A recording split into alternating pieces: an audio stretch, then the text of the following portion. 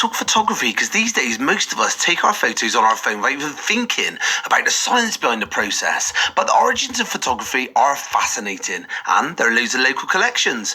So this autumn, hundreds of Bristol primary school children are getting introduced to the history of traditional photography at the wonderful St Paul's Learning Centre, and Yabo has been along to find out more. Do you see the images appearing? Yeah. So what's happening there? The silver is going dark, and that is somebody's face. Justin Quinnell is a leading expert on pinhole camera photography and loves to explain the simple process behind it. We're basically giving local primary school kids from the St Paul's area the opportunity of experiencing a chemical darkroom, doing portraits themselves using pinhole cameras and doing cyanotypes using ultraviolet light, and giving them the opportunity of relating it to history, science, chemistry, and art and photography. You pack a lot into these sessions, don't you?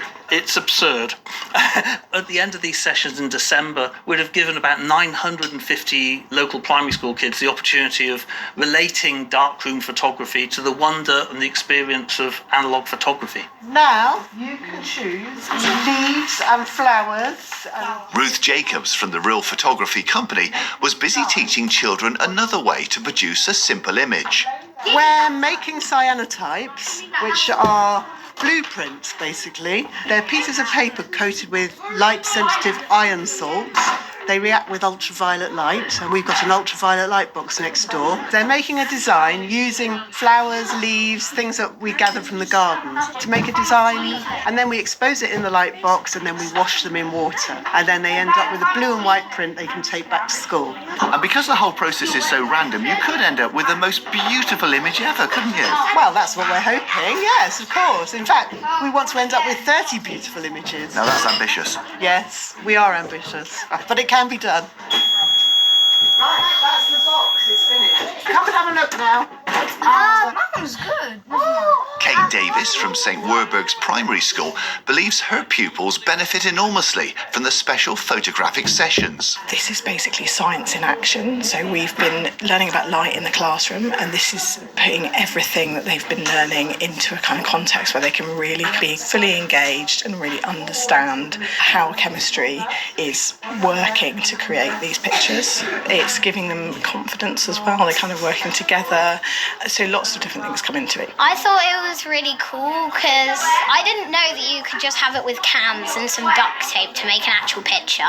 It was pretty good. Like, we learned about how to make pictures with lights and cans, so like the light absorbs from the little hole.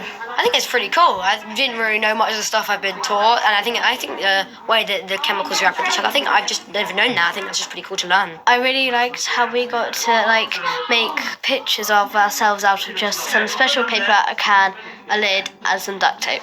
Yeah, I thought the same. It was really fun because it's magic. Basically, you put some paper into a can, and then when you take it out and put it in some vinegar or something, then it turns into a photo.